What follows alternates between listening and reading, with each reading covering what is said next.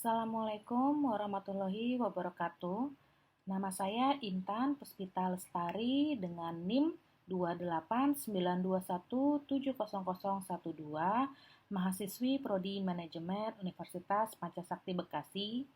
Pada kesempatan kali ini saya akan memaparkan secara singkat materi mengenai mata kuliah aspek hukum dalam bisnis yang diampu oleh Ibu Ade Purna Damayanti SEMM. Topik yang saya usung pada kesempatan kali ini adalah mengenai pelanggaran aspek hukum dalam ketenagakerjaan oleh PTBA. PTBA merupakan sebuah perusahaan yang bergerak di bidang properti. Begini kasusnya. Pada tahun 2018, saudari saya yaitu saudari Ayu, seorang kerabat yang telah bekerja bertahun-tahun di PTBA, harus menerima kenyataan jika dirinya dan rekan kerja lainnya dirumahkan karena perusahaan mengaku pailit. Bagai jatuh tertimpa tangga, ternyata selama bekerja di sana, para pekerja tidak mendapatkan haknya berupa BPJS. Ketiadaan serikat pekerja di lingkungan perusahaan pun semakin membuat saudari Ayu kesulitan untuk memperjuangkan haknya, terutama yang bersangkutan tergolong tidak mengerti hukum.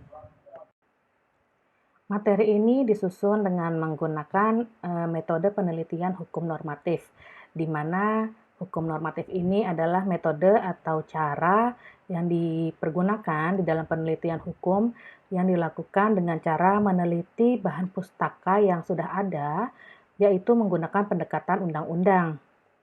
Pendekatan undang-undang dilakukan dengan menelaah semua undang-undang dan regulasi yang terkait dengan isu hukum yang sedang ditangani.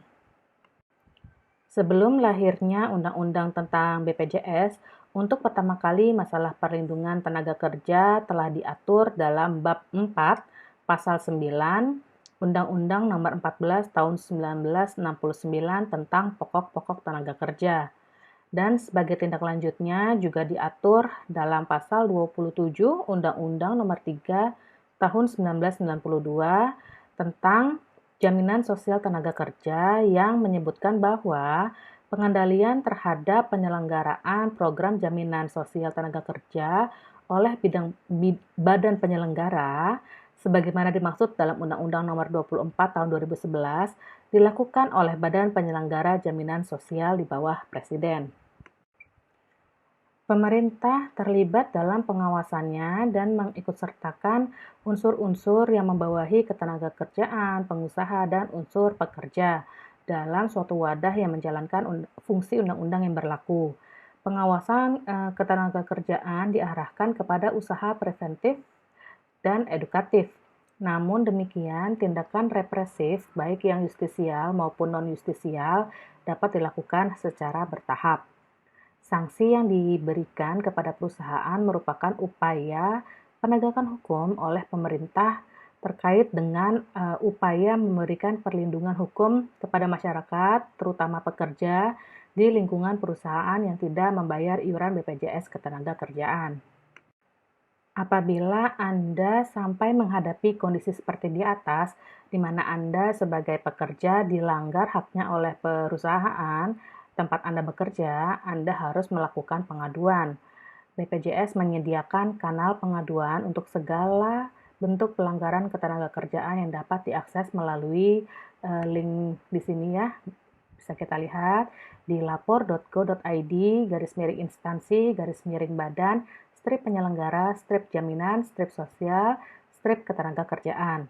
Atau dapat juga dengan mengakses nomor call center BPJS Ketenagakerjaan di nomor 175 yang dapat diakses melalui ponsel juga bisa pada pukul 6 pagi hingga jam 10 malam waktu Indonesia Barat.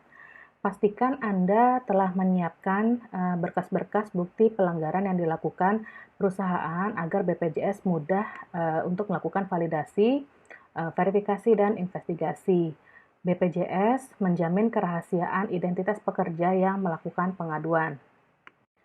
Tidak mendaftarkan BPJS karyawan merupakan pelanggaran administratif, sehingga perusahaan juga akan mendapat sanksi administratif, bukan pidana.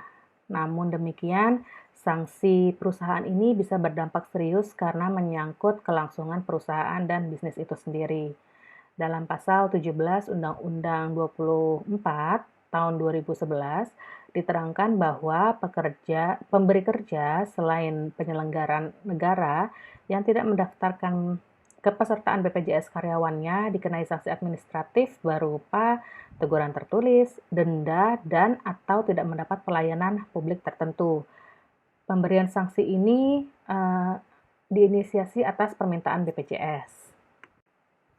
Dalam pasal 55 Undang-Undang Nomor 24 Tahun 2011 tentang BPJS menyebutkan bahwa pemberi kerja yang melanggar ketentuan sebagaimana dimaksud pada pasal 19 ayat 1 atau ayat 2 dapat dipidana dengan pidana penjara paling lama 8 tahun atau pidana denda paling banyak 1 miliar rupiah. Ancaman sanksi pidana dengan denda atau kurungan penjara menjadi landasan bagi BPJS Ketenagakerjaan untuk memberikan peringatan kepada perusahaan. Namun BPJS Ketenagakerjaan tidak menentukan berapa nilai yang menjadi kewajiban perusahaan yang tidak disetorkan dan berhak untuk dituntut. Selain itu, bagi pekerja dengan kondisi perusahaan kesulitan keuangan, tidak membuat hak-hak mereka untuk mendapatkan benefit dari program BPJS Ketenagakerjaan menjadi boleh diabaikan. Kewajiban perusahaan tetap ada dan tetap harus dijalankan sampai dengan adanya keputusan pilot oleh auditor eksternal dan perusahaan ditutup. Hal itu pun tetap mengharuskan perusahaan untuk membayar semua kewajibannya kepada para pekerja.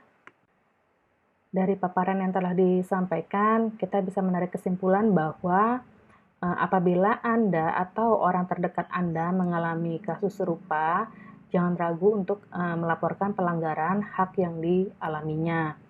Jika dirasa pengetahuan Anda mengenai hukum sangat minim, Anda bisa mencari berbagai macam sumber informasi melalui internet, atau juga bisa mencari bantuan hukum dari lembaga bantuan hukum, atau berkonsultasi kepada orang-orang terdekat yang memang mengerti hukum, khususnya hukum ketenagakerjaan. Penegak hukum yang memiliki kewenangan untuk mengawasi dan memberikan sanksi kepada perusahaan yang tidak membayar iuran BPJS Ketenagakerjaan meliputi Kejaksaan, Sudin Nakertran, dan polisi. Mitra BPJS Ketenagakerjaan ini dituntut untuk dapat bertindak dengan tegas dalam melaksanakan kewenangannya sehingga diharapkan perusahaan tidak lalai menjalankan kewajibannya dan para pekerja mendapatkan haknya berkaitan dengan benefit dari BPJS Ketenagakerjaan. Baiklah, demikian paparan singkat dari saya mengenai mata kuliah aspek hukum dalam bisnis. Terima kasih atas kesediaannya untuk menonton. Mohon maaf apabila terdapat banyak kekurangan dalam pembuatan materi. Silakan teman-teman bisa mengecek description box. Di situ saya mencantumkan link untuk makalah dari materi yang telah disampaikan. Semoga bermanfaat untuk teman-teman. Akhir kata, wassalamualaikum warahmatullahi wabarakatuh.